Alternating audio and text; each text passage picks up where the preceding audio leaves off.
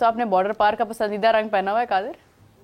نہیں یہ لگتا ہے خوشی بنا رہے ہیں کل کی جیت، سیریز بھی جیت گئے ہیں، ابھیشیک شرما نے بڑا نام بنا لیا ہے، انڈر 19 بھی جیت گئے ہیں. کل وہ اچھی بیٹنگ کی ہے اس نے ابھیشیک شرما نے، اور وہ ون مین آرمی تھا. رنگوں کا اثر ہوتا ہے حافظ صاحب. نہیں دیکھیں اگر کوئی اچھا کھیلتا ہے اس کی تعریف کرنی چاہیے. وہ آپ دیکھیں دوسری جانب کوئی بھی ایک ان کا صرف چلا بیٹسمین انگلینڈ کا، اور باقی جو ہے وہ سب فلاپ ہوئے. لیکن اچھی چیز یہ ہے کہ چلیں اپنے جو بھی انہوں نے کھیلا سارا کچھ کیا، لیکن ابھیشیک شرما نظر آئے اور وہ ٹرو T20 جو ٹرو T20 پلیئر کے طور پر ابھر کے سامنے آئے، جنہوں نے مارے، چھکے لگائے، چوکے لگائے، اسٹرائک ریٹ 250 سے اوپر کا. تو وہ یہ چیزیں جو ہیں وہ باقی کرکٹرز حالانکہ ان کے ساتھ موجود تھے لیکن ان کو بھی اس چیز سے دیکھنا چاہیے. فیئر لیس کرکٹ ہمیشہ آپ کو یا تو خراب کرتی ہے تو یا آپ کا نام بناتی ہے. نام بنا دیتی ہے. آپ دیکھیں کہ فخر زمان فیئر لیس کرکٹ کھیلتا ہے، عمران نذیر فیئر لیس کرکٹ کھیلتا تھا، شاہد افریدی فیئر لیس کرکٹ کھیلتے تھے.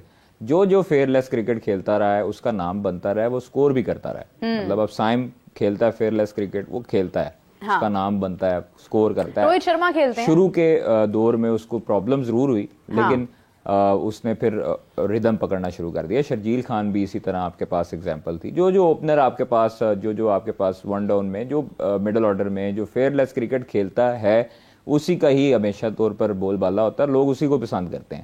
ٹک والے جو لوگ ہیں ان کو شاید لوگ بھول جاتے ہیں، ان کو نہیں اس طرح اب وہ کرکٹ نہیں رہی ہے. کوئی روایتی جو 80s میں 90s میں ہوتی رہی ہے کرکٹ، اب جو ہے وہ کرکٹ بالکل چینج ہو چکی ہے. آپ دیکھیں ٹیسٹ میچ میں انگلینڈ نے سینیریو چینج کر دیا ٹیسٹ کرکٹ کا. اب اسی طرح T20 میں ODIs میں مختلف ٹیموں نے اپنے اپنے جو پلیئرز ہیں ان کے جو پریمیم پلیئر ہیں انہوں نے ان کی بالکل حالت چینج کر دی ہے.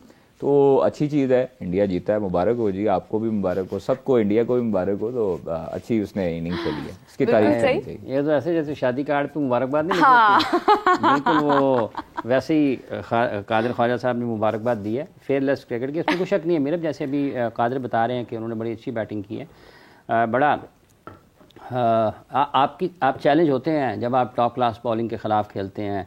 اوورٹن کھیل رہے ہیں، مارک ووڈ کھیل رہے ہیں، جوفرا آرچر کھیل رہے ہیں، تو ہائی پیس بالنگ ہے اور اس کے اگینسٹ آپ 200-250 کے اسٹرائک ریٹ سے کھیلے ہیں. یہ یقینی طور پر ان کی صلاحیتوں کا اظہار ہے. مطلب جتنی مرضی بیٹنگ پچ ہو جائے یہ آسان نہیں ہوتا. باقی بھی تو کھیل رہے تھے. ہاں باقی بھی کھیل رہے تھے اور انہوں نے بھی کھیلا نا بعد میں، پوری کی پوری انگلینڈ کی ٹیم نے بھی کھیلا. یہ آسان نہیں ہوتا. ٹرو پچ بنائی جاتی ہے لیکن وہ ایک پہلو ہے، اس سے فائدہ اٹھانا، اس کے اوپر آپ کو اپنی مرضی کے ساتھ بیٹنگ کرنا، یہ اس کا دوسرا پہلو ہے. اور اگر آپ نہیں کر پاتے ہیں تو پھر ڈیفینیٹلی کچھ نہ کچھ آپ میں گڑبڑ رہتی ہے. اچھا خواجہ صاحب، جیسے ابھی آپ نے مبارکباد دی ہے تو کون کون سے کھلاڑی ہیں جو ایک دوسرے کو مبارکباد دے رہے ہیں اور کون کون ایک دوسرے کو کہا کہ یار دیکھ میں نہیں آیا، میرا نام آنا چاہیے سی تو میں تو رہ گیا، حالانکہ میری بھی پرفارمنس ہے. اچھا اس میں عامر جمال کا نام ویسے بڑا نمایاں ہے کیونکہ لوگ بہت اس کے اوپر بات کر رہے ہیں، سینئر کرکٹرز، اینالسٹ، ہر شخص یہ بات کر رہا ہے کہ عامر جمال کو ڈراپ کر کے ایک طرف سے زیادتی ہوئی ہے اس کے ساتھ. یا تو سلیکشن کمیٹی کو اس کو 7 فروری تک موقع دینا چاہیے تھا BPL میں، اور اگر آپ لوگوں نے اس کو بلا لیا ہے اور اینڈ ٹائم پہ آپ نے اپنا ڈیسیژن چینج کیا ہے تو یہ اس کے ساتھ زیادتی ہے. مطلب 7 فیب تک اب اس کا NOC ہے، اس نے لیگ چھوڑ کے آیا پاکستان کی ڈیوٹی کے لیے. آپ نے ان کو کہا کہ آپ واپس آ جائیں اور یہاں پر کیمپ لگنا ہے، اس کے حوالے سے اس کو ارلی بلا لیا گیا. 26 کو خوشدل کا اور عثمان خان کا جو NOC تھا وہ ختم ہو چکا تھا، ان کے ساتھ تو کوئی ایشو نہیں ہے. 7 فروری کو جو عامر جمال کا ہوا وہ اس پہ جو ہے وہ کافی حد تک جو ہمیں سورسز بتاتے ہیں ناراض بھی ہیں پاکستان کرکٹ ٹیم کی سلیکشن کمیٹی سے بھی اور لوگوں سے بھی کہ یہ غلط بیانی انہوں نے کی ہے. اور انہوں نے ایک وہ بھی ایگزاسٹ ہو کے ایک انسٹاگرام پہ سٹوری بھی کی تھی. تو وہ یہ یہاں سے جو ہے نا وہ جب آپ لیک آف کمیونیکیشن ہوتا ہے نا تو آپ کی مس انڈرسٹینڈنگز بڑھتی ہیں، آپ کے پلیئرز کے دل میں باتیں بیٹھتی ہیں، پھر وہ چیزیں سوچتا ہے کرتا ہے. تو یہ ہمیشہ سے ہی ہوتا ہے کہ آپ لوگ پلیئروں کو. امام نے بھی کچھ لکھا، امام نے بھی ہاں جی لکھا تھا اور اس نے تھوڑا سا پولائٹ وے میں کر کے لکھا، لیکن زیادتی ہے آپ صاحب اس چیز کے ساتھ کہ آپ ریگولر اوپنر کے ساتھ نہیں جا رہے. ہم لوگوں 19 کے ورلڈ کپ میں میرا خیال ہے 19 کے ورلڈ کپ میں جنید خان بھی بالکل ٹیم کا حصہ تھے لیکن اچانک وہ جب اسکواڈ کا اعلان ہوا تو وہ اس اسکواڈ میں نہیں تھے.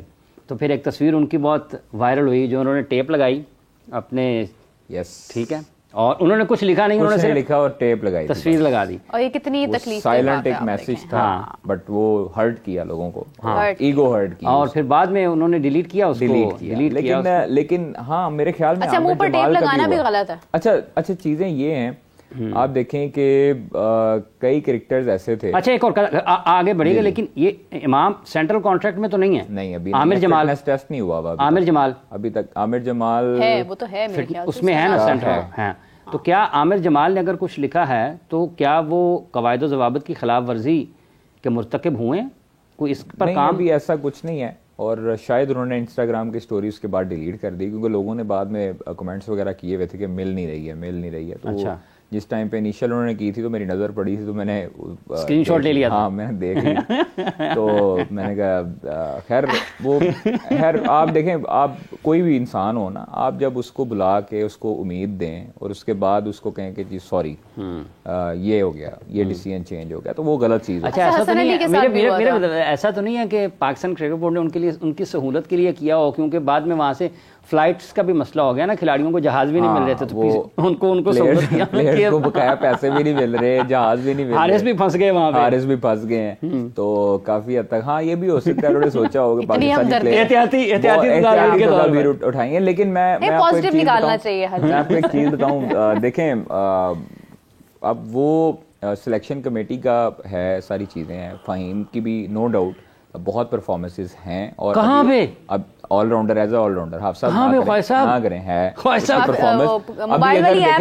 ابھی اگر دیکھیں خوشدل شاہ کو اگر آپ نے پرفارمنس پہ اٹھایا ہے بی پی ایل میں, ٹھیک ہے, تو وہ بی پی ایل میں فہیم کی بھی as a all rounder performance ہے, بیٹنگ سے اور بولنگ دونوں سے, ٹھیک ہے سر. اچھا میں ایک بات سمجھ گئی ہوں, ہمارے شو کی الحمدللہ اتنی ورتھ ہے کہ یہاں پہ آنے والے کالرز کی رائے کو بھی اہمیت ملنے لگ گئی. دیکھ لو, پہلے صرف ہماری بات جاتی تھی. نہیں میں آپ کو ایک چھوٹی سی بات بتاؤں, دیکھیں ہم نے حافظ صاحب جب ہم نے خواہش صاحب یہ جو آپ نے بات کی ہے نا فہیم والی, یہ چھوٹی بات سے ختم نہیں ہونی. نہیں میں بڑی لمبی. اچھا چلے سنیں تو صحیح. اچھا جب ہم نے خبر بریک کی تھی, جب ہم نے نام بتائے تھے, آپ کو یاد ہوگا, آئی تھنک سو میں نے 15-16 تاریخ کو یہ بریک کی تھی, یا آئی ڈونٹ نو کب تھی, کہ خوشدل واپس آ رہا ہے اور سعود شکیل واپس آ رہا ہے اور عثمان خان بھی آ رہا ہے. لوگ جو ہے نا وہ اس پہ اس کو یہ سمجھتے تھے کہ یار یہ نہیں ہے, یہ کیسے آ سکتے ہیں, مطلب کیسے خبر ہو سکتی ہے, کیا ہو سکتا ہے. میں نے آپ کو یاد ہوگا بتایا تھا کہ سائم کی ریپلیسمنٹ ایز اے خوشدل شاہ ہے, ٹھیک ہے, اور وہ سلیکشن کمیٹی نے وہ جو ہے وہ آ گیا. سارا ہمارا تقریباً اسکواڈ ایک ہی تھا, ایک آدھا نام جو ہے وہ اوپر نیچے ہوا, وہ فہیم مولانا صاحب نے مسنگ پائی ہے. ہاں عامر جمال کا اور فہیم کا جو ہے وہ ہوا. وہ بھی عین موقع پر بتاتے ہیں ہمیں سورسز کہ جس ٹائم پہ ٹیم سلیکٹ ہونی تھی اس سے تقریباً 2-3 گھنٹے قبل یہ فیصلہ ہوا. نہیں آپ دیکھیں سفیان حکیم بھی نہیں ہے. ہاں اچھا ایک اور ہے خواہش صاحب, یہ 2-3 گھنٹے کچھ لوگ یہ بھی بات کرتے ہیں کہ شاید 15-20 منٹ پہلے تک اناؤنسمنٹ سے کہ جب ریلیز کرنا تھا. دیکھیں میں آپ کو بتاتا ہوں, مطلب اس قسم کی ہے چیز آپ تک پہنچی ہے 5:15 بجے تک, کیونکہ ٹیم اناؤنس ہونی تھی 6:30 پہ, ہم لوگ تھے اسٹیڈیم میں. مجھے کدھر سے کہیں سے کلو آیا, فاختہ نے اس ٹائم پہ بتایا کہ یار آپ کو ایک سرپرائز ملنے والا. اچھا ٹیم میں ایک سرپرائز ملنے والا. اب میں آپ کو پتہ ہے آپ رپورٹر ہوں تو پھر اس کے بعد نا آپ کو ایک بے چینی سی آ جاتی کہ یار کیا سرپرائز ہو سکتا ہے. اچھا میں نے کئی نام اپنے ذہن میں سوچے, کئی نام میں نے کسی اور کولیگ سے ڈسکس کیے, چیک بعد میں کیا, ایک نام ہی لیا اور وہی ہے. اچھا تو وہ میں نے پہلے شاداب کا, میں نے کہا یار سرپرائز نہیں ہو سکتا, اگر 1-2 اور پلیئر تھے ان کا, میں کہا سرپرائز یا تو یہ ہو سکتا ہے کہ احمد شہزاد آ رہا ہے واپس, سرپرائز یہ ہو سکتا ہے کہ سائم ایوب ٹھیک ہو گیا وہ آ رہا ہے واپس, ٹھیک ہے, تو یا آؤٹ آف نو ویئر, مطلب اگر آپ دوسری سائڈ پہ ہٹ کے دیکھیں تو وہ اگر آپ کی آل راؤنڈر کی پرفارمنس آتی ہے تو ہمارے پاس آل راؤنڈر ہے تو فہیم آ رہا ہے. اور پھر میں نے کسی سے پوچھا اور اس نے بھی مہربانی کی کہ اس نے جب ٹیم اناؤنس ہوئی اس کے بعد مجھے کہا کہ ہاں جی تو وہ بھی سیاںا تھا. تو وہ ہاں بس ٹھیک ہے, اگر ہوئی ہے ٹیم سلیکٹ تو ٹھیک ہے, لیکن سفیان مقیم کو ہونا چاہیے تھا میرے خیال سے اسکواڈ میں. جب آپ کو ابھی تک دیکھیں ریزرو کا میرے خیال میں فیصلہ نہیں کیا گیا, ریزرو اناؤنس نہیں کیے. ریزرو 11 تاریخ تک ویسے ٹائم ہے اور کل سے کیمپ لگ رہا ہے, کل سے 12:30 بجے کیمپ لگے گا LCCA میں. آج سے پلیئر اسمبلڈ ہونا شروع ہوں گے لاہور میں, اور اللہ کرے کہ سارے ٹھیک رہیں, کوئی انجرڈ نہ ہو, مطلب 19 تاریخ تک کوئی انجری کا شکار نہ ہو, اور سب جو ہیں وہ 11 آخری تاریخ 12 تک ہے, 12 تک ہے, مطلب 12-11 آپ اس کو فائنل اسکواڈ کر کے بھیج سکتے ہیں. یعنی ہمارے 2 میچز جو ہیں وہ گزر جائیں گے اس میں جو لاہور میں ہونے ہیں, ٹرائی نیشن سیریز کے بھی, 8 والا بھی اور 10 والا بھی. تو 10 میں پاکستان کا میچ نہیں ہے, 10 میں نیوزی لینڈ اور ساؤتھ افریقہ کا میچ ہے. پاکستان اور نیوزی لینڈ کا میچ چونکہ ہے 12 کو ہے, 8 کو جو ہے, 8, 10, 12, 8, 10, 12. ہاں, پاکستان کا 12 کو بھی ہے نا, 12 کو ہے, 12 کو بھی میچ ہے, 2:30 بجے میچ شروع ہونا ہے نا, اور پھر موسٹ پروبیبلی بس پھر ہو سکتا ہے رات 11 بجے تک کوئی تبدیلی ہو جائے. 11:50 پر بھی کوئی تبدیلی ہو سکتی ہے, 11:59 تک تبدیلی ہو سکتی ہے, یعنی کہ وہ بندہ 59 سیکنڈ تک تبدیلی. خواہ صاحب وہ بندہ جاگتا رہے گا 11:59 تک, دیکھیں اللہ نہ کرے کوئی چینج ہو, اگر ہونی ہے وہ تو کسی وہ انجرڈ, لیکن